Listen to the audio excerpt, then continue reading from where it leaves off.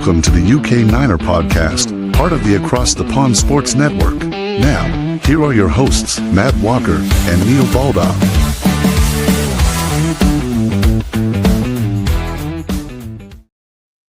Hey everybody, it's the UK Niner podcast back on the air. We're back after our bye week. We're re-energized, we're invigorated, we're ready to go. I'm Matt Walker, your host, along with my man Neil Baldock, who's fresh from his trip to the Big Apple, but he's not been very well lately, so be gentle with him. How's it going, Neil?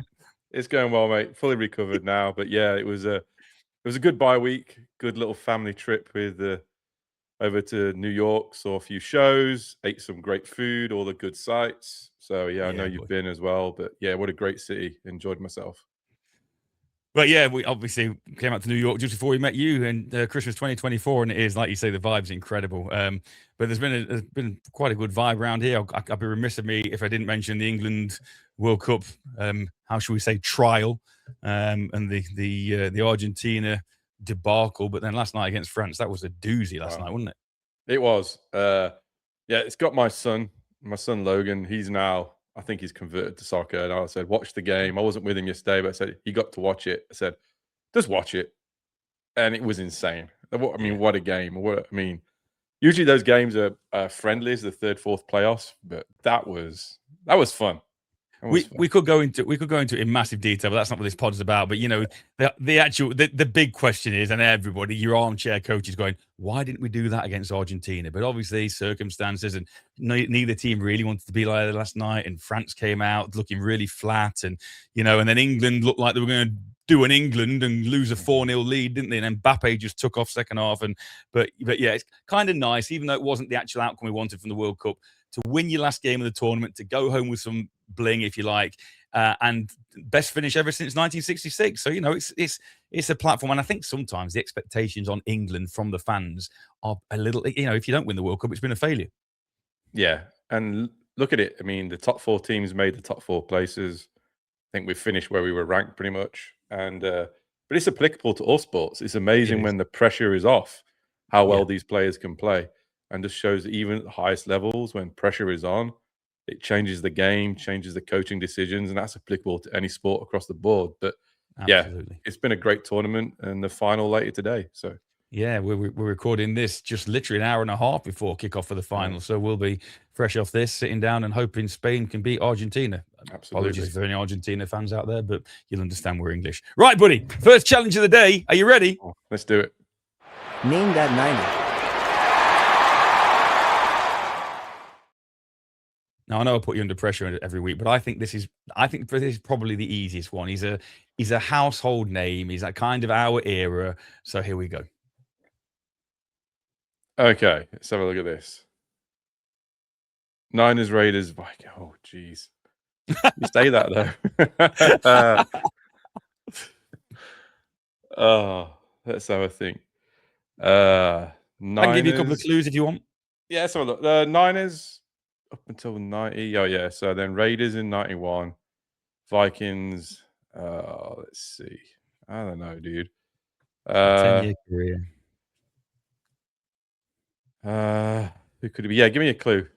Okay. Well, do you want a big clue? Do you want me to give you his position? I'll tell you what, I'll do this at the beginning. Offense to start with. That's kind of narrowing it down. You know what? I'm taking the Vikings off it. That's the one that always throws me. It's always the final team that throws me. So it's a running back. So running back, gotta be. Oh, so this is gonna be Craig. Yeah, it's Roger Craig. Of course it is. Man, I cannot remember him for the Vikings at all. Yeah. I actually thought he played for the Raiders for longer than that. Yeah, well, I'll be honest, I thought he did as well, but apparently not. Just the 1 year, and then headed over to Minneapolis. So yeah, but good one. Well done. Well done. I think you've nailed all those so far. Yeah, but there are, again, it's that final team that always throws you. It's always that extra, I know, they're trying, where they round out their career gets the hardest one for some reason. But yeah, good stuff, Matt. Good stuff. Excellent. Right. I'd like to get that grey matter going. You've had 2 weeks to prep for that. So well done. Right. More of the same as we usually do on this show, folks. We start off with the Niner Nuggets, or Neil's Niner Nuggets, and we'll hand over to Neil, see what's been going on in Niner land this week. Obviously, off season still, but training camp rookies came in yesterday. So we'll have a look around that. Then in the second quarter today, we're going to have a little look in the second quarter at to QBs. So we're going to see where our Brock ranks on the QB list. Then halftime, another quiz from the trivia book, put Neil on the spot.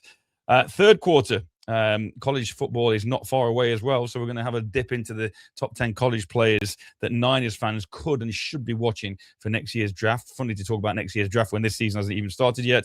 And then we're going to get our roster breakdown as normal in the fourth quarter. We're on to special teams this week. And then Neil's got a little AOB at the end of it. So should be a good show. All set to go, Neil? Let's do it. Here we go. First quarter.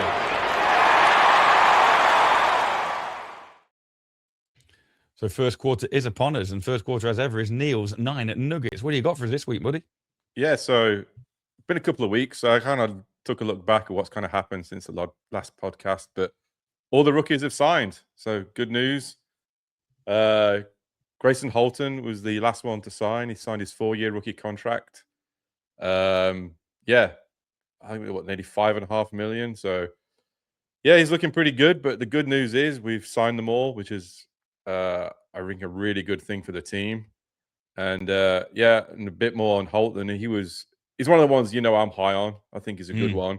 And widely considered probably one of the best value picks that we made. We spoke about the other guys. Bit of rotational D tackle, but I think it's a really good sign for the Niners. I think we did well. We've got them all signed, and as we said, they reported to training camp yesterday. Yeah, rookies in training camp, and as you mentioned, adds depth, but I think he's got a pretty big upside rather, and for the future. And if he can get some reps in year one and solidify that defensive line and give those starters a bit of a breather, and all well and good. So yeah, good stuff getting Holton signed, like you say. Yeah, I think he's going to be. I think he's one to watch. I think he's got one of the ones that I really think will add something. Then there was a top 10 list came out of ESPN, and it wasn't necessarily so much because we expect Christian McCaffrey to be ranked high on that list. So they ranked all the top 10 running backs. Bijan Robinson was ranked number 1, Jahmyr Gibbs 2, and Saquon came in at 3 with McCaffrey at number 4. But the interesting thing is one of the NFC executives, much like we've been saying, we're saying we should really look at McCaffrey's workload, and then that would help restore his explosiveness, but obviously still consider him being elite talent. And I think that's what we're looking at with McCaffrey, right? Is like, how do we limit that? So that goes back again to the rookies that we picked up in the draft. So yeah, but it's good to see that McCaffrey's still getting the love out there. I thought it was pretty interesting. Well, it is, given his age and giving the mileage on him as well. Like you say, you look at the three above him with Bijan, Jahmyr Gibbs, and Saquon. Yeah, okay, Saquon's getting on a bit, and obviously had the ACL injury himself. But to say that McCaffrey is fourth on that list with everything that he has gone through, and coming back off the injury and being the NFL comeback player of the year and all that, it is good that he's getting that love, and people recognize he's still got some juice left in the tank. And like you say, probably more juice if we do use Kalen Black effectively with him. Yeah. And I've been looking at some of the stuff on socials with all of his off-season training and stuff. And yeah, he looks ready to go. I think he's, but I said, just reduce those reps a little bit, get his explosiveness back, and we should be good. And talking about like the backfield, we spoke a few weeks ago about how Kittle wants to get tight ends, get more money. But they interviewed Carl Juszczyk, and he said that he gets treated like a tight end on the field, but paid like a fullback during contract negotiations. So I know he was like, we re-signed him at a discounted rate recently. So I don't know if it's going to be like the end of his career with us, maybe. I don't know if he wants more money or he's already starting his, but he's 35. He's kind of like talking about more money getting played. But I mean, he plays a lot. I mean, he's played fullback, tight end, plays in the slot. He does everything for the team. He's more of an offensive weapon than a lot of people probably give him credit for. But yeah, I mean, obviously talking about money so early in the season is a little bit surprising to me. Yeah, all you've got to do, in my opinion, is look at how many teams actually utilize a fullback, and there aren't many teams anymore that actually have a fullback on there. But with Kyle, he is that Swiss Army knife you mentioned, rightly so, that he's played fullback, tight end, slot receiver every now and again. He can do it all, and he's a great weapon for Kyle to have. Yes, he's probably justified with the career he's had to be talking about that kind of money, but like you said, at the end, the age of the years, you say 35, 35 years now. There's not that much wear still on those tires and I think it was this time last year. It was a season before where we actually cut him and then re-signed him at that discounted rate. I think it was last year, wasn't it? Yep.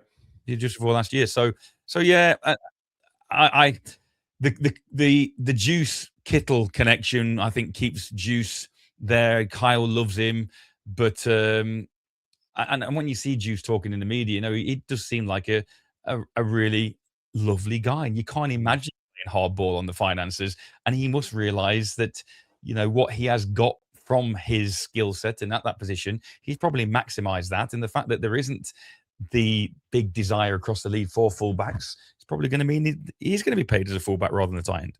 Yeah, I think so, and I think that's just the way it is, right? Just the way it crumbles, and yeah, I thought it was just, but it just seems maybe not something to watch too much. I'm not sure, but having two of our star players coming out talking in the last month, talking about how they want to get paid more. Yeah, they're the kind of rumblings that maybe we don't want to hear too much. But we'll see how it goes. And let's have a look. Another news. It's kind of different and weird. Is new Seahawks ownership. So the interesting link to this, it's a minority shareholder of the Niners who ends up buying the Seahawks. Obviously, he's got to divest that ownership. I think it wasn't much. I think you're looking at 3 and a bit % he had in the Niners. But the Vinod Kozler, I hope I'm saying that name right, will be the stewards for the Seahawks moving forward. Spoken to a few people here, made fun that the Niners are buying the Seahawks, all that kind of stuff, right? It was a good laugh. Their big concern over here on this side is that like the Allen family really looked after the Seahawks. They're saying similar culture, they took care of their players, and they're hoping for that to continue because that's how you build a good roster, so on and so forth. So they're just hoping it's not going to get just rinsed for profit. Doesn't sound like it will, but just an interesting connection between the Seahawks and the Niners. But yeah, he bought them for, so look, was it 9.6 billion? Yeah. Wow. And then the NFL owners will talk about that and vote on the sale in next month. Well, like you say, it all blew up, didn't it, when it first came out about somebody from the Niners buying the Seahawks? And I think they are a Northern Californian family, aren't they, as well? I believe, and therefore, you guys up in the Pacific Northwest, not you guys, but the Seahawks guys in the Pacific Northwest weren't a fan of a Northern Californian family owning their Seahawks. But yeah, it made me smile. But anytime you can ruffle the feathers of the Hawks up there, that's always a good time. Yeah, it was good fun. Good fun. Bit more news. So no surprise really. Zachary Thomas got released. He signed just a simple reserve future contract early in the off season. He was expected to go. Yeah. But yeah, he was long odds to face the roster. But so he's gone now. So yep, he was in and out.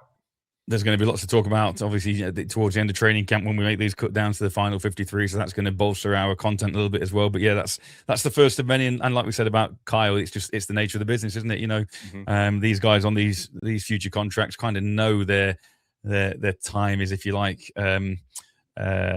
limited, for want of a better way of putting it. So it's ever so hard for these guys on those contracts to make the roster, but good experience. And like you said, he's been around with the Bears, the Rams, the Patriots, the Texans, and the Colts. So he's one of these perennial kind of journeymen, isn't he? Trying to make rosters, bless him.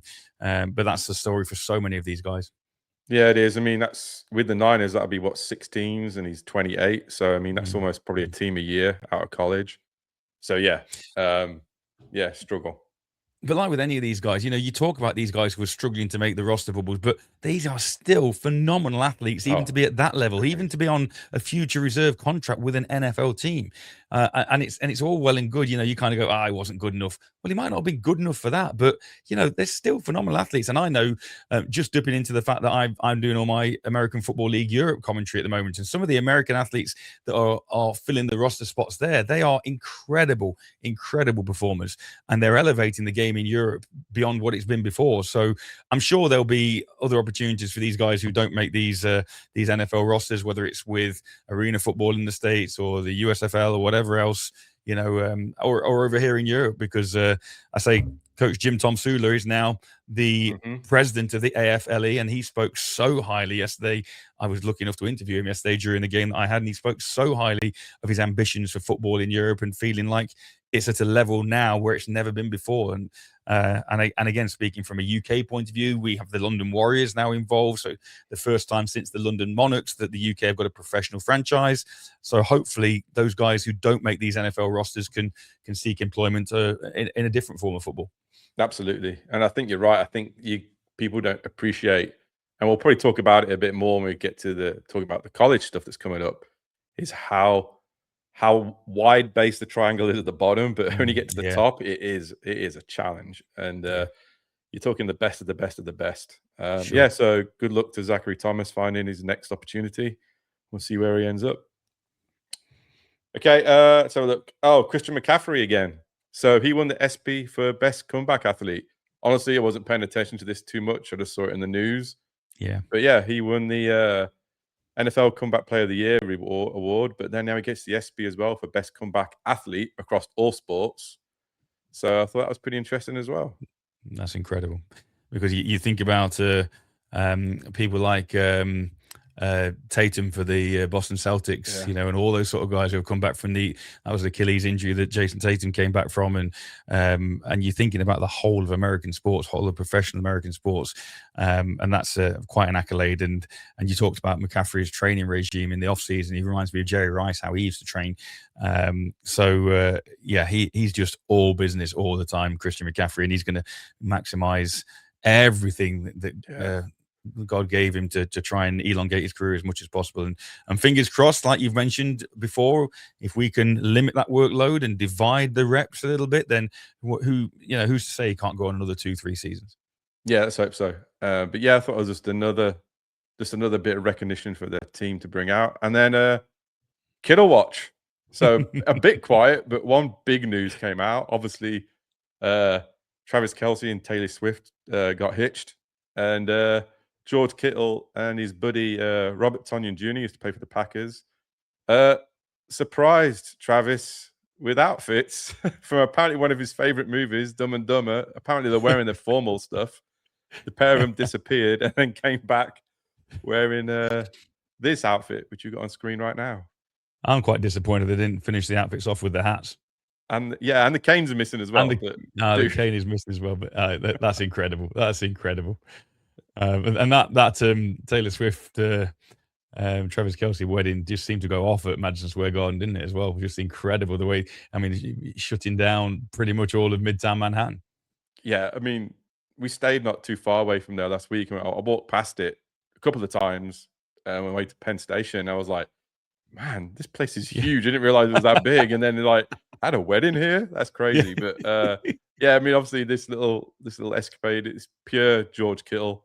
So good to see that he's having fun. And I've seen a few of his off-season workouts as well. He's still he's going big time. So and again, keep track of him. Yeah, again, there was speculation about whether he'd make it back for week 1 and whether it would be wise for him to, given the trip to Melbourne. But you see an increase in reports about the fact that he's on schedule to make that week 1 matchup, and that would be huge, coming off an Achilles when he did against the Eagles in the postseason. That's a huge turnaround.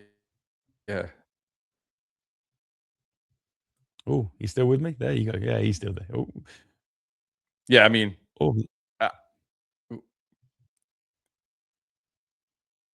going. You kind of slowed down there a bit, Matt. I don't know if I've lost you. Yeah, you've done the same. Are you still with me? Yeah, I think so. Okay. You've kind of Okay. Yeah, I think we caught back I think up. we're there, right? We had a little buffer All right. situation. Yeah, we're Okay. good. All right, buddy. Great stuff. And I say, if nothing else, Kittle loves the off season and he'll joke around a little bit in the regular season, but he's going to be all business come September the 11th. And if he's on that field in Melbourne, then I'm sure we're in for some fireworks as ever. Absolutely. Right, good work, my man. Let's move on. Second quarter.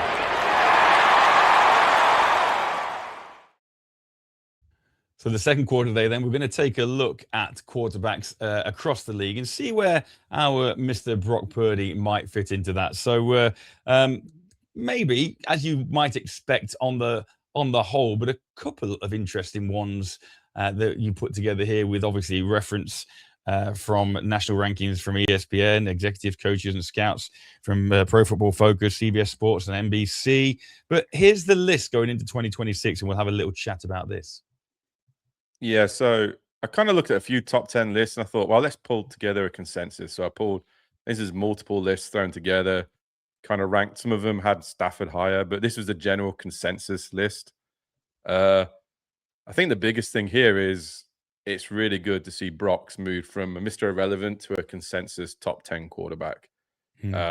Several of the analysts I read on their lists now see him as like a true franchise quarterback knocking on the door of elite status, which I think is a huge thing. And that's somewhere from game manager and all those things he's been thrown at him.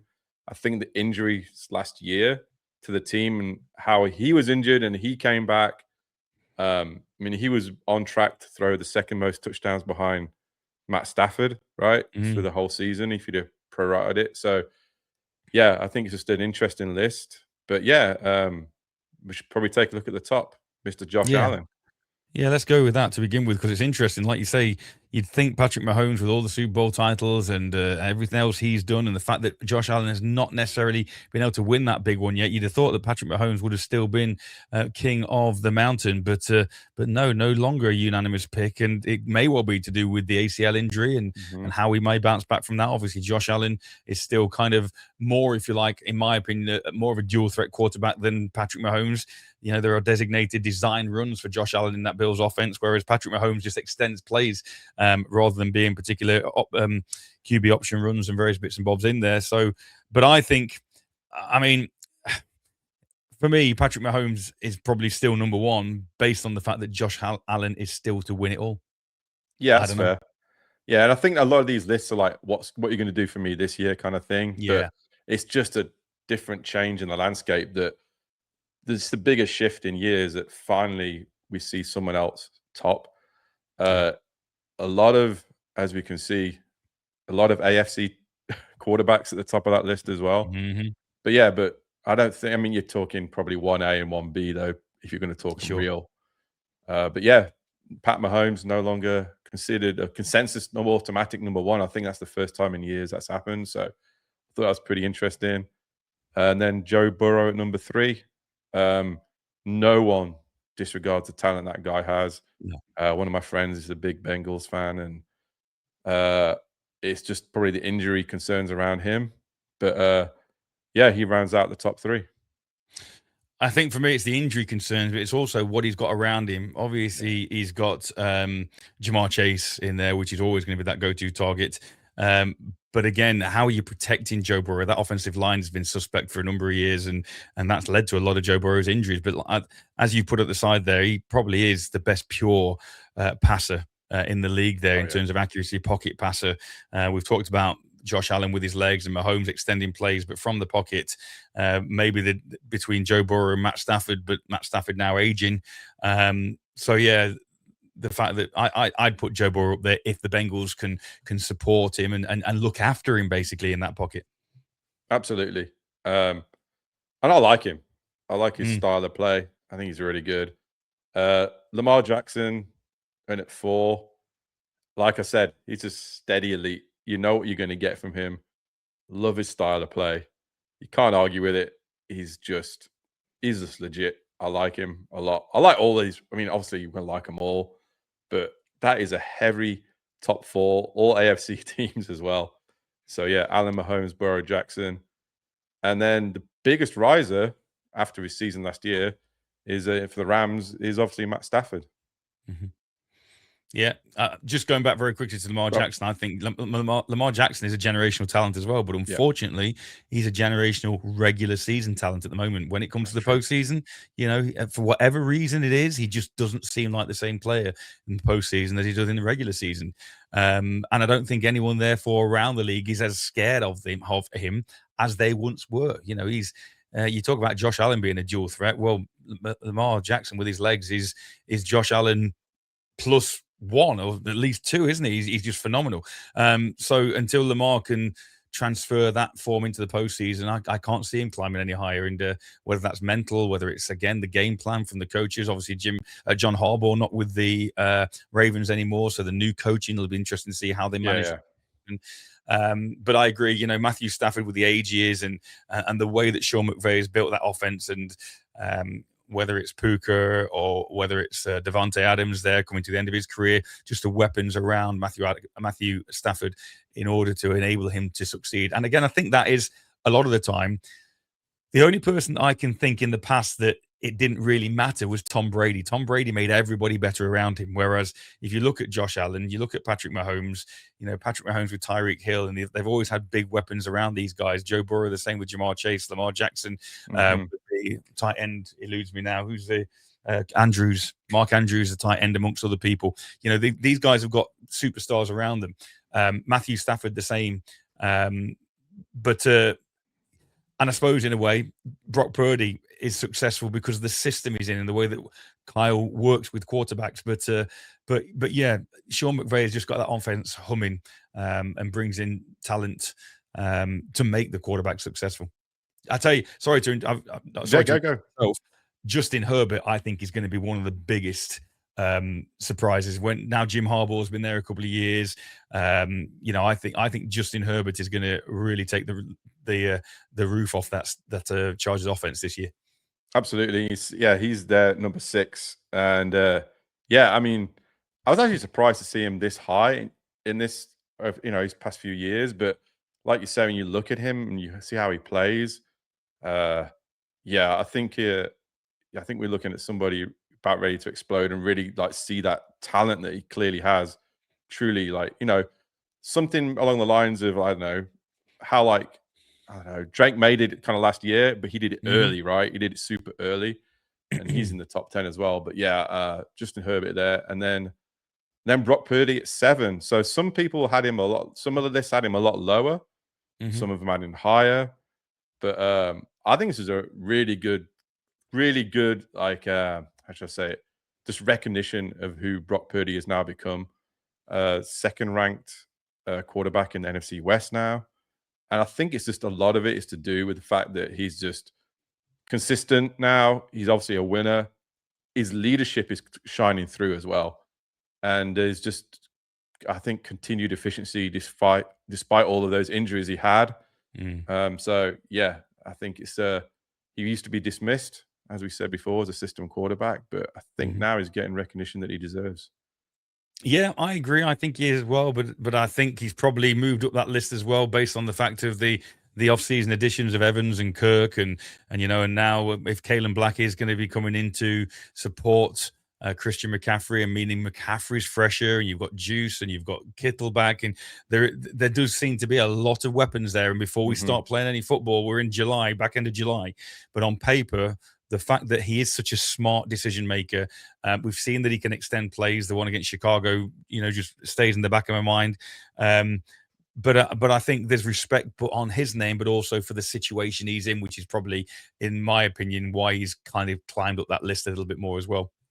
Yeah, and I think that's decision making, but then that little bit of gunslinger comes out of him every now and again as well. With someone like Evans, it could put him over the top a little bit.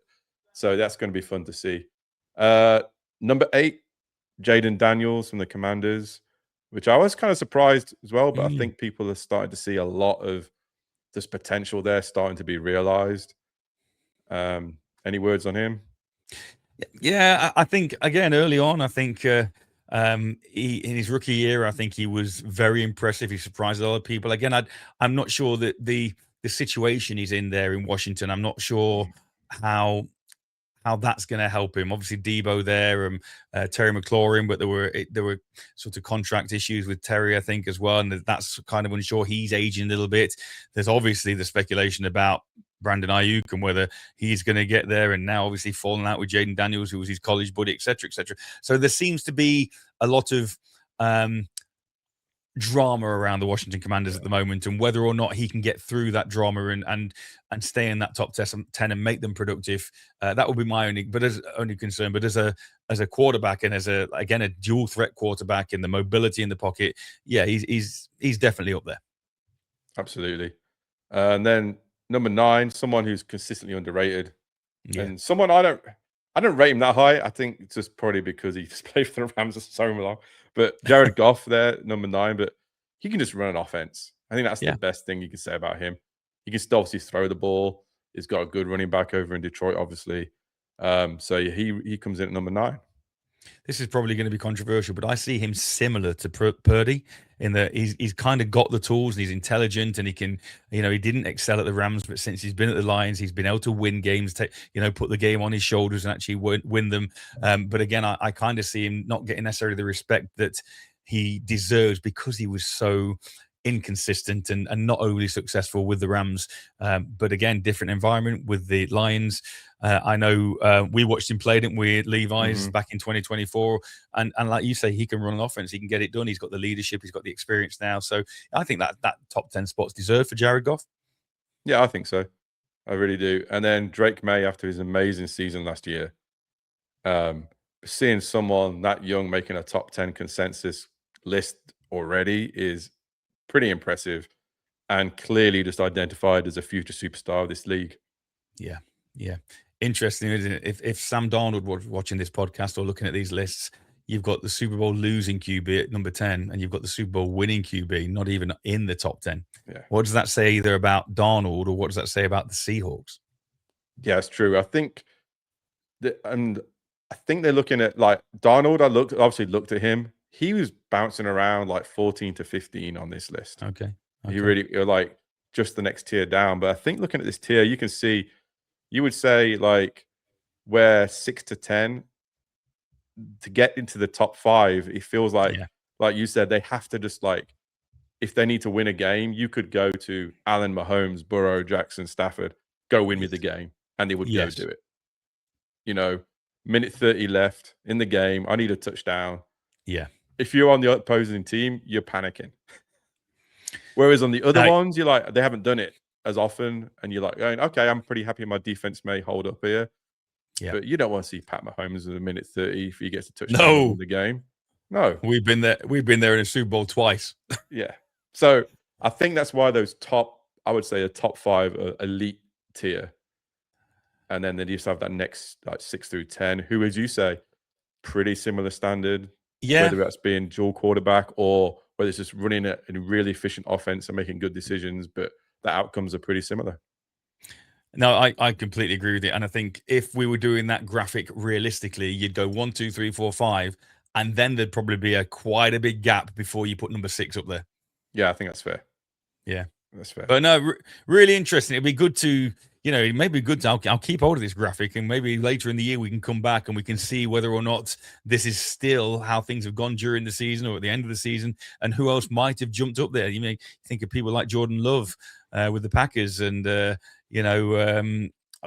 got another one in my mind there, and he's kind of eluded me now. But anyway, there are other people who are probably just outside that top 10 who do have the potential to jump up. And it'd be interesting to come back and see how accurate this list is later in the year. Yeah, and it's interesting as well because this is a consensus list. So some of these, obviously, we mentioned was a PFF, so they're looking at stat-driven stuff. Yeah. The ESPN list is like executive-driven and team owners and things like that. So the different perspectives on what it is. Like Jordan Love was really high on some, but really low on others. Okay. So it's kind of interesting how that goes. And so I thought, well, let's try to take out all that, average it out, and see what it came out with. And that's what it happened. So interesting times. But yeah, good news for Brock, I think. Yeah, definitely so. Definitely so. We're very Brock biased, though, aren't we? We're always going to be very Brock biased. How can you not be? Hey, this is the UK Niner podcast. Yeah, what do you expect? All right, great stuff. Really enjoyed that. Okay, it's quiz time. Halftime.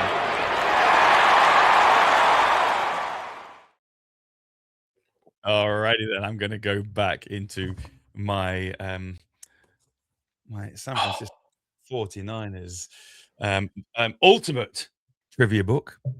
Remember, ultimate trivia book published in 2020. So, ultimate trivia book if you knock out the last 6 years.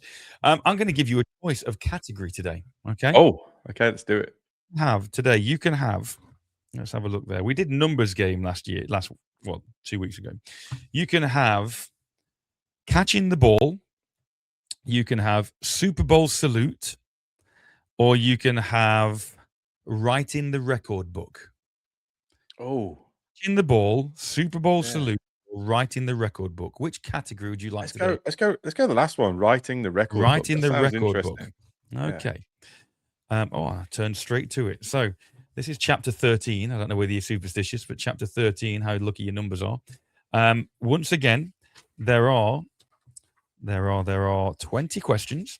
We will do 5 of them, and we can see how you go. Okay. Let's do it. Pick me a number. 3. Question 3. Jerry Rice had a reception in an NFL record 274 consecutive games. True or false? True. The answer you said is true. I'm going to do it differently. We're going to come back at the end. Oh, exciting. Okay. Let's Okay. circulate. So I've made a record of it. Don't worry. Okay. Okay. Another number. Let's go for 20. Let's go to the bottom of the list. Going right at the end. Okay. Number 20. Who holds the 49ers record for passing yards in a season? Is it A, CJ Beathard, B, Nick Mullins, C, Alex Smith, or D, Steve Young? Steve Young. You're going for D, Steve Young. If it's Nick Mullins, I saw Nick Mullins play in Tampa Bay. He was terrible. Yeah. I'm just going to read that again, actually. Who holds the 49ers rookie record for passing yards? Oh, rookie. I didn't hear the rookie part. Who holds the 49ers rookie record for passing yards in a season? Maybe I didn't say that. I'll have to watch it back later on. But that's why I thought I'd ask you again. Yeah, who holds the 49ers rookie record for passing yards in a season? So CJ Beathard, Nick Mullins, Alex Smith, or Steve Young? Well, then probably Smith. Alex Smith. Yeah. C. Okay. Another question, please. 15. 15, you say? 15. I knew this book would come in handy at some point. How many consecutive seasons did the San Francisco 49ers lead the league in scoring to set the longest streak in NFL history? Was it 3 seasons, 4 seasons, 5, or 6? 6 and 5. I'm going to go for 4. You're going to go for 4 seasons, so that's Yeah. B. That was question 15, wasn't it? Yeah. Okay. All right. Question 2 1. to go then. Question number 1. Question number 1, right to the top. How many receiving yards is Jerry Rice's record-setting postseason total? How many receiving yards is Jerry Rice's record-setting postseason total? Is it? This has got to be just a guess, surely. 2,245, 2,278, 2,341, or 2,442. Would you like to write those down so you can look at them? No, I'll go with B. You're going to go, what was B?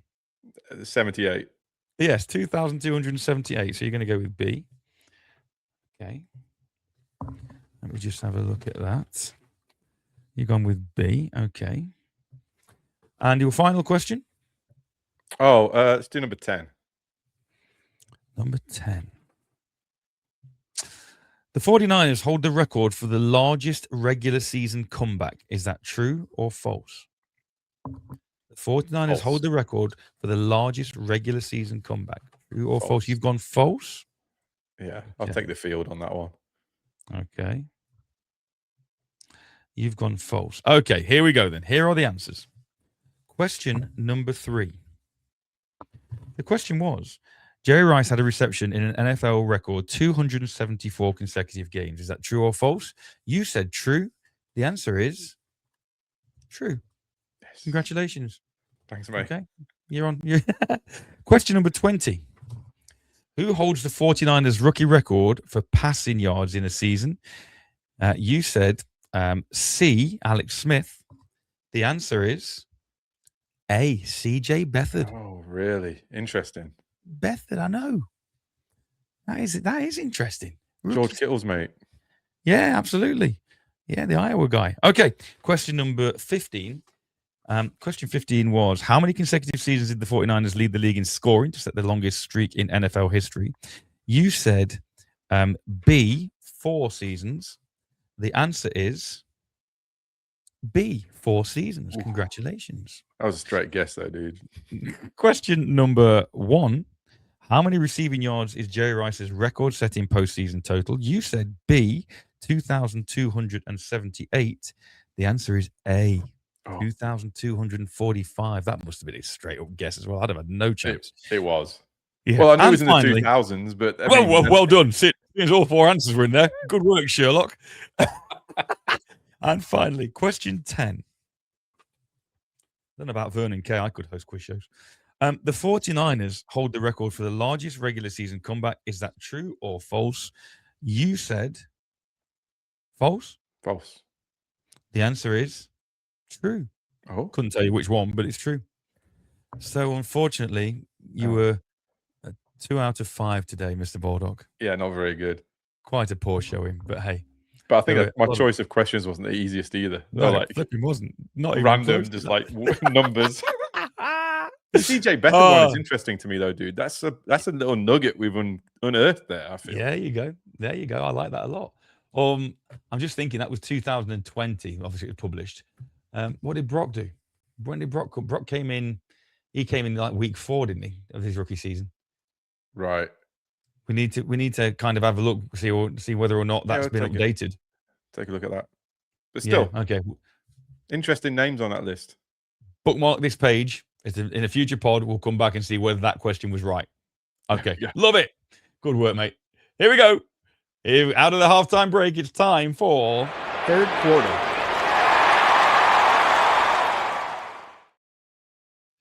So third quarter today, we're going to take a look into the future. And we're going to have a look at who the Niners maybe should be looking at come next year's 2027 NFL draft. Go on then, Neil. Lead us off. Yeah, so college football, obviously a huge thing over here. Biggest team near me is UW, University of Washington, the Huskies. So, by the way, if you ever want to go see a college game, that stadium is amazing. The greatest setting in football, they call it, is amazing. Really? The open-ended stadium overlooks the lake. It's beautiful. Take a look at the pictures. I just wanted to let people know, I don't really tend to do it so much. You always look at who are the top guys going to be. Obviously, Manning's going to be talked about, but a lot of those players aren't going to hopefully be there when the Niners get to pick. And I'm guessing we're going to pick in the late 20s at earliest, hopefully. Again, right? Maybe, hopefully. Mm-hmm. So I was just taking a look at it. College. I don't know how much do you watch college football, Matt? Do you still watch it? A lot of it? Yeah, I do. I try to when I can. Obviously, Saturday night over here it tends to be, and it depends what broadcasters you can get it on. I think it's on. TNT Sports over here, which other providers are available. But Sky Sports have done a couple of Sky Sports focused on Notre Dame for a while, and they showed nothing but Notre Dame games. Obviously, had a contract with those guys. So yeah, I try and keep a track on it. I'm an Alabama. I'm a Crimson Tide fan, basically just because of me knowing a guy when I was in sixth form here in the UK, and he came over and I went back with him and kind of got into the Crimson Tide in the Nick Saban days. So bit of a bandwagon jumper, but they've obviously been consistently good. That was when I was 17, so I'm still talking sort of a good 30 years ago that I've been following the Crimson Tide. Keep an eye on Stanford as well, partly because it's obviously the close one to San Francisco, to the Niners. But yeah, I do kind of watch it. Got NCAA. I do like playing NCAA football on the PlayStation. Some would say it's a kind of better version of video game football than Madden. I prefer it to Madden, not gonna lie. Yeah. So I do try and keep a track on things. I think if nothing, probably more towards the draft though. I kind of get a bit more into looking at who's coming rather than keeping a real close tab during the NCAA season. Yeah, so I thought I'd put together a few. Well, yeah, and I don't really have a team, even though UW is close. I got a few of their caps because I try and go to one game a year. They've got Indiana this year, which will be a big game. Yeah. And just out of interest, what are ticket prices like at UW? You're still going to be looking into north of 100, maybe Really? 200 for a good seat. I would have thought. Wow. Oh yeah, they're still everything's spendy over here though, dude. Yeah. Actually, talking about ticket prices, totally off thing. I looked at the Niners Seahawks ticket prices, ridiculous. It's cheaper to go and see the final game of the season against the Rams than it is the mid-season game against the Niners. Really? Yeah. So it's definitely big ticket. So you'll be watching at home then? I'll be watching at home. It's spendy. Oh, nice. It's super spendy. Anyway, yeah. So I thought I'd put together like some projected picks in the area, and then some of the players, maybe some from pretty big schools that should be in and around the draft when we get there, and hopefully have aligned them with positions that we should see that we need. And then if anybody's watching football and they see one of these schools playing and they catch some of this college football, they can go, oh, that's the guy that we should be looking out for. So number one, a player called Trevor Gooseby. He's a O tackle, probably. Yeah, I think he'll be lucky, honestly, to drop to. He's projected 20 to 30. I think he'll go higher. He's very good. He's an elite lineman for Texas. But obviously, with Trent Williams aging, we need to start thinking about this. So I think he's probably going to. I think offensive tackle is probably going to be our number one draft choice this year. Obviously, hopefully, we're not picking in the top 10. If we are, we've had a real bad season. Oh, absolutely. So but it's obviously a good school. Manning's there obviously as well. But he has size, length, and the footwork that everybody wants. And I think he's probably going to be the best tackle outside the top 10. So Trevor Gooseby from the Texas Longhorns. Well, and again, like you said earlier, like you just said about the Trent Williams issue that is upcoming, it's been coming for a while. We didn't really address the offensive tackle position this year, either in the draft or in the in free agency. So I think that'd be a smart pick coming out of Texas, like you say. Yeah. Next one on the list is Tradez Green. Hopefully, I'm saying that right. Tight end from the LSU Tigers. He's a unit. 6'7", 240. Wow. Projected to be like a really good starting NFL tight end, and I think getting someone in behind Kittle for 1 or 2 years, I think is a really good decision. And he'd make him obviously a nightmare matchup, but I think he's a really interesting to watch. I don't know if the Niners would go tight end in the first round, but if they did, he is the kind of player that we would be looking at. Well, we were toying with the idea of tight end, I think, this year, weren't we, as well? There was speculation about whether we'd go that way in kind of the later rounds, I suppose, but we didn't. And with Kittle kind of, like you said, how long is Kittle going to be with us still? Is he going to survive this season coming off the Achilles? It's definitely worth a look and keep an eye on from LSU. Again, another top school, like you've said. So, yeah, I think that's a good shout. Keep your eye on Tradez Green. Yeah, and then another one from Texas is a linebacker, Anthony Hill Jr. He'll be available. He should be around there. But he's become the leader of that Texas defense. He's excellent on the run stopping. He can blitz, drop into coverage. And, I think having the kind of athletic linebackers that they always looking at, there you go, there's a list there. I think that's a really good opportunity for the Niners to pick up a future starting linebacker if that's the way they want to go. Yeah, sure. I've just thrown that list together, by the way, while you were talking, so I'm quite impressed with that. Yeah, it's pretty good, man. Yeah, good okay. Work. But yeah, Anthony Hill, like you say, always got to be thinking about the next week. How long is Dre Greenlaw been with us? Is he? Yeah. We don't really know what we're going to get from Greenlaw yet this year, do we? We know that Tatum Bethune's kind of there next level. Fred, hopefully, he comes back from that ankle. So yeah, I think linebacker's a real good position of need, and I still think you got to build this team from the defense, from the bottom up, and hopefully we've established the defensive line this year. And I know you've got some edge players down there a little bit later on. Mhm. In fact, 5, 6, and 7, you've got edge DT and then edge again. But yeah, Anthony Hill Jr. from Texas just looks promising. Yeah, he looks really good. And then wide receiver Malaki Tony, he's just explosive, dude. He can line up in the slot outside in motion. He's just the kind of versatile player that Shanahan would love. Yeah. So if you catch a Miami game, he's a name to look for. And that's something I'm going to try and do. Like I said, to put this list together more and more. I'm going to try and look at more, see who we get. Because when you get to that draft, it's hard just to see highlights. I want to see these guys play. So I think he's a good choice. And then, yeah, like we said, then 3 D-line players. So obviously, all 3 good schools again, Auburn, Florida, and Miami. So Keldrick Falk, he's one of the SEC's premier D linemen, just outstanding player.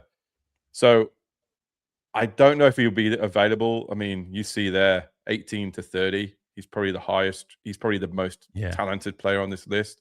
But if it does drop, I think any team's going to snap him up, to be honest with you. Yeah. Again, I can't really comment too much on these. Yeah. I was just looking at the projected pick wise, and I'm kind of thinking, when you kind of get into the second and third round, you're kind of thinking, we're out the first round now. These players aren't great. They're still you're talking like the top 30, 40 players in the country, or in the country. Let's say in the world, realistically.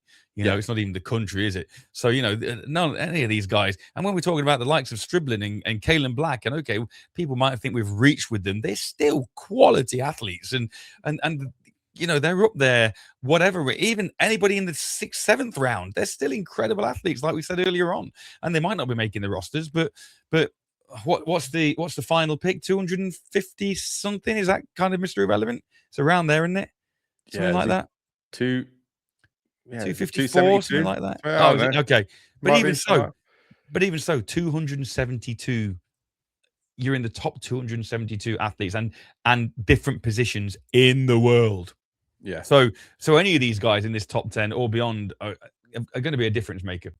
Yeah. So let's just, we probably won't dive into these too much because then, so if you see any more, Caleb Banks from Florida, Reuben Bain Jr. from Miami, and then a couple of receivers. So a Florida State wide receiver, Deuce Robinson.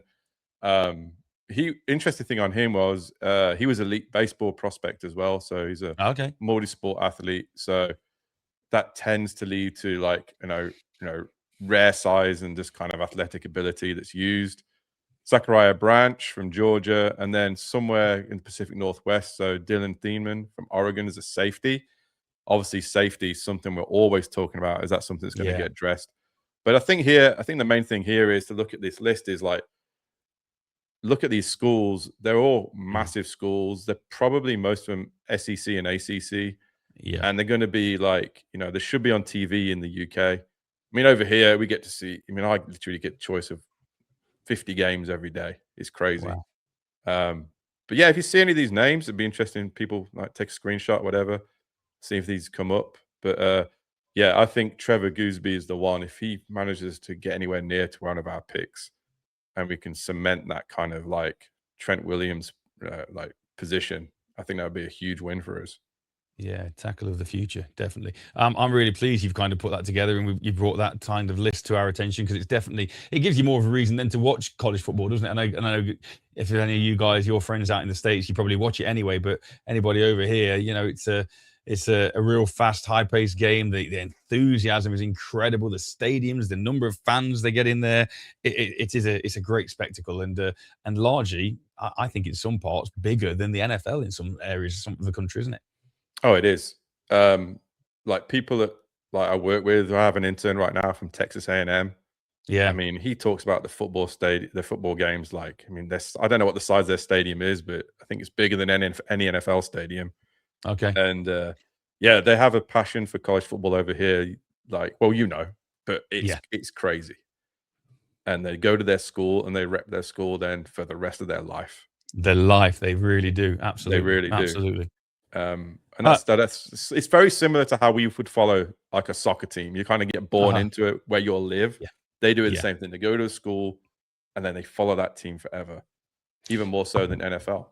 I was going to say that's interesting. Actually, you're talking about that, going off at a tangent. So, for example, if you're born in Seattle, if you're born up there in the Pacific Northwest, and I'm only asking because you live there, do you follow the Seahawks before you follow UW, or does it just depend? How does Yeah, it kind of like goes. The way I see it is, you kind of follow one or two things. Born in Seattle, right? You either become a Seahawks fan or who your family support. So Logan, as you know, he's a Niners fan.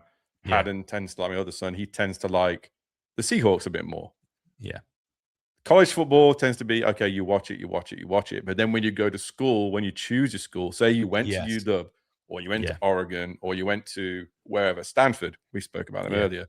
Yeah. Then that just becomes your team. Wherever you go to school for college, that is your team for life. Yeah. And people will wear the gear all the time, the lanyards. It's pretty crazy. Yeah. It's interesting. It's fun. Really interesting. Yeah, good stuff. Well, thank you for bringing those names to our attention. Definitely 10 names to keep an eye on. I'm sure there'll be more come to the fore throughout the season. But good one to watch. Okay, we're just about coming towards the end of this game, this episode 12. Let's head into the fourth quarter.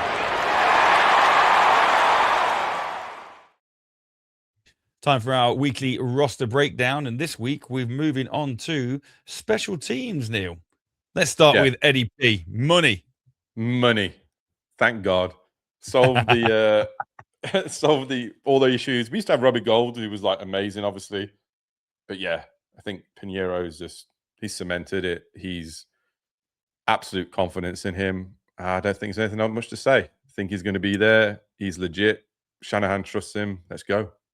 It does make you wonder, doesn't it? We need to do a segment one time about the biggest 49ers busts in terms of moves, whether it's draft picks or trades or whatever, because as much as we've said in the past, we trust Kyle and John.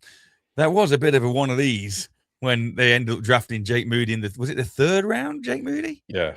You're kind of like, boy, he's got a kicker in the third round. He might be incredible. He turned out not to be. But at the same time, and then you get Piñeiro off the streets. Anyway, that is a head scratcher in terms of that particular pick in the Kyle and John era. But like you say, Piñeiro's come in 7th season. He's signed all the way till 2030 now, and he, a stable kicker that we can trust, and Kyle trusts. And he just looks like a real character as well, doesn't he? He does, and I just love him. I love his attitude, his quality. And the only kicker I might trade him for is Harry Kane. So let's go. Getting on. What is that? Because Kane puts it over the bar too much? Yeah, that's fair. He said he wants to do it, man. So we'll see. See what happens. No, it'll be interesting. Yeah, it'll be interesting. So let's go jump over to punter. I mean, I don't think we've talked about the kicker. I mean, that's solid. The punter. Yeah. So this is interesting because I put this together yesterday before the news broke. But Jack Baumeister, I think is how you say his name. I think he's an Aussie. All right. He signed with the team yesterday. Signed a 3-year contract. Okay. So we have two punters on the roster. So we'll see how it goes. A true decision. Obviously, I think Corliss Waitman's the favorite, but I don't know, dude. I think giving a 3-year contract to old Jack Baumeister, and I think this one could be an interesting training camp development, obviously preseason as well. I know not many people watch us at the moment, and we may blow up in the future. We might not, but I can't quite believe I'm talking about punters. Yeah. But you know how important it is. Punters are people too, and like you say, flipping that field position. No, you're right. Flipping that field position. If you've had a rough 3 and out, and you're on your own 30-yard line, you've got to have somebody with not only with a big boot, but also the hang time's important, so your kick coverage team can get down there. So yeah, as much as we joke about it, and as much as people who don't watch American football, don't watch the NFL, they kind of go, what, he comes on for one play and he kicks the ball out of his hands and then he goes off again and that's his job. Yeah, but it is a vital job in the grand scheme of things. And we know that NFL games, football games in general, can be decided by one play. And if you've not got a punter you can trust who's going to get your offense out of a hole every now and again, then yeah. But I agree. I mean, if you're giving Jack Baumeister a 3-year contract, there's got to be something you like in him already. And Yeah, we'll come back to the punter battle again later in training camp and see how that's going. Yeah, well, I think, like you said though, average starting field position is one of the biggest metrics determining who wins a football game. So Yeah. it's pretty crazy. I think we'll wrap these next two together. Okay. We've got punt returner and kick returner. The interesting thing here is there are new rules this year on the kick return. Okay. So I think a reduced number of men on the line from 6 down to 5, and Right. also there's a larger penalty if you kick it out of bounds. So a lot more returns this year. So having someone who can return the ball and is explosive is going to be the person. And I don't see anybody other than Jacob Cowing being our punt and kick returner. I think he's obviously got elite speed, quickness. Yeah. A few injuries in the past have really prevented himself just establishing himself, but he sounds like he's had a good off season. And like we just said, getting that hidden yardage on kickoff returns and giving us a better position to start the offense on, I think it's a huge win. So yeah, I think our special teams, although as you say, not the maybe the sexiest position group, is a vital group for the Niners, and especially when you're talking about teams as close as we're going to be with the Rams and the Seahawks. These are the little things that can make a huge difference. Yeah, absolutely. So, I mean, Cowing's been in the system now a couple of years. He's not really shown what he can do because of those injuries, like you said. But Shanahan's still really high on him, as you mentioned. I've seen like the other possibilities in there. You put Ricky Pearsall as a punt returner in emergency. Yeah, you don't want Slick Rick going in there and risking injury. And again, as much as it comes down to the ability of the kick and the punt returner, you've also got to think about the other special teamers who are creating those lanes for them as well. You know, and that big thing, an important thing. And honestly, can you remember the last time we returned a kickoff or a punt for a touchdown? It's been a long time. It's been a long time. Be interesting if we get a stat to see whether or not we can find out when the last time was we took a punt return or a kick return back to the house. But yes, Jacob Cowing, yeah, let's get him into the game, get him some special teams reps, and hopefully he can provide some electricity for us. And as you've mentioned, increase that starting field position, even if we don't take it back to the end zone. Yeah. All right, good stuff. Really good stuff. What's this? This is episode 12. We've done some diving, mate. We've kind of been in deep to these positions, and I think we've said it before. We'll say it again. We're forever optimistic of the Niners, but there are holes. I say there are holes. There are probably weaker positions in the groups than there are strong across the board. But I think when you look at it wholly, and we might maybe do this in future pods, almost compare this year's offense to the offense of 1994, or this year's defense to the defense of 1991, and kind of see where the strengths and the weaknesses lie. But generally speaking, going into training camp, you know, we do look in a really good competitive position if we can stay healthy. Yeah, I think that's the biggest thing. We've said it before. Just being healthy is a huge thing for this team. It's obviously aging a little bit, but yeah, I cannot wait for some training camp footage to start dropping. Yeah, and see what happens, and there may be some today for all we know. So we'll see. Some of the practice scrimmages as well that are going to take place. They're always feisty, always good to see. So yeah, looking forward to it. Right, great work. That's the 4 quarters done, but we've tied at the end of this game. This is episode 12, so we need to go into overtime.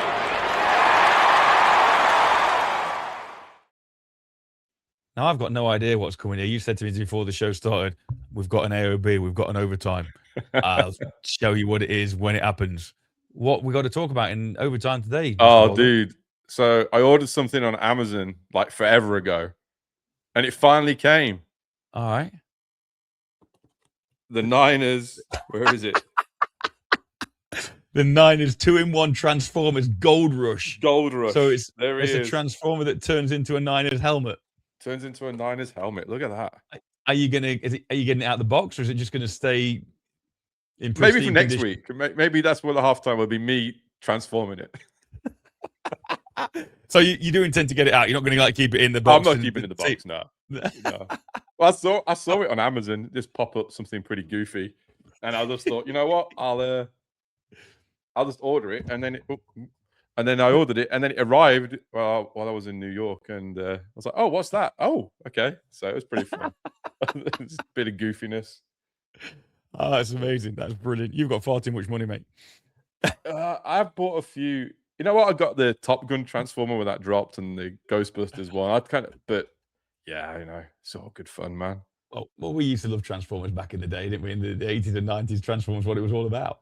It was. So yeah, when And they released one, I was like, oh, hang on a minute, you're smashing those two together. You saw me as well. That's why I got that England jersey, the England NFL jersey. Yeah. It's like, two They've things just put together. Have you seen they've just released the new season soccer style NFL jerseys? Yeah. Yeah. I'm still not convinced, personally. Oh, yeah. And the Fanatics brand, in my opinion, has not always been the best. No. But yeah, and they released. They did a baseball England jersey as well. I don't know if you saw that. Okay. No. That was nice. Oh, I'm gone. you've gone. That was how good that was. There he's back. I'm back. Oh, hey there. Hey, how's it going? There you go. I'm just gonna hold it. Yeah, it was pretty funny. But yeah, also, so the any of these things that are like, come together, I'm kind of a sucker for them, to be honest. But yeah, that soccer jersey is not the best in my opinion. No, I don't think this year's is. But I'll be interested. I'll have a look at the England baseball jersey. I look at these things and I kind of go. I say to my wife, "Hey, do you like this?" And she kind of goes, "You're 51. You can't be wearing that." Is what it is. Hey, it is what it is. I might be 51 age-wise. I'm still 19 in my head. Woohoo! Just before we go, we'll bring you details of this a little bit later, but the NFL have announced that they're dropping this year's sneaker range, the trainers, as we call them in the UK. So they're going to be the Nike Vomero 18s. I know you bought a pair of Vomeros recently, haven't you? You've nice shoe to wear? Yeah, very squishy. Right. They're very on, like they're the latest kind of, everybody's got the super high stack right on the heel, lots of foam. Yeah, I'll be interested to see. Well, I know we've looked at them before. We mentioned that the Dolphin one looks pretty fire. I kind of like the look at that, but yeah, we'll see what they do with it, and then maybe we'll take a little chat about that next week. We'll definitely have a look at that at some point. Yeah, next week. We just couldn't find a Niners image so far, so we're excited to see what they are. Anyway, mate, it's been another great one. I missed it last week. I'll be honest, I missed it. I know, me too. It's kind of fun, even doing all the research for it. It's kind of like, it's fun because you get, you catch up to speed with it. You kind of go, what's happening? Blah blah blah blah blah. And it's real good. But also, I would class us as pretty big 49ers fans. But I think having done this for the last 12 weeks, I feel like I know the team better than I have done in previous years. No kind of more of the roster going into training camp. No, like we looked about next year already for the draft. And it's just as like you say, as much as it's a bit of a hobby, and we've done this for a bit of fun. Yeah, I do really feel like it's taking my fandom to another level. And as I've said to you in previous years, it's just amazing doing this with you every week and speaking to you and catching up like we do, because the fact we've known each other for the best part of 50 years now, and not that we ever lost touch per se, but life, your life and my life gets in the way. But it's just brilliant that we can do this every week. I agree. That ocean tends to get in the way a little bit. It does a little bit. And the whole continent as well. It's like it's a fair way away. So yeah, this is fun. And I like I said, I've never looked at punter battles in training camp before, so we'll see how it goes. Excellent. Well, it's been a pleasure as always, buddy. Thank you guys for watching. If you have done again, stay tuned. We'll be back again for episode 13 next week, and we'll bring you more news on training camp. This has been the UK Niner podcast in association with the Across the Pond Sports Network. Thank you, Neil. Have a great week, mate. Yeah, you too, buddy. And to all you guys out there, we'll see you same time, same place next week. Take it easy, everybody.